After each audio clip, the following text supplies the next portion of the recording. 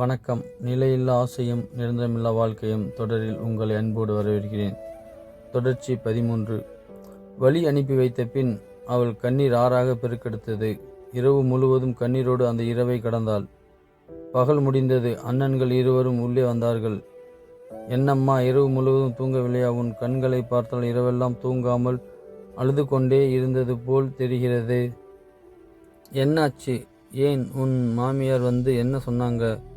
உன் கணவர் எங்கே இருக்கிறாராம்? என்னமோ பணம் எடுத்து வர மாதிரி வீராப்பா பேசிட்டு போனார். இப்போ என்னாச்சு? இன்னும் வரலையா என்று பேசி மேலும் காயப்படுத்தினார்கள்.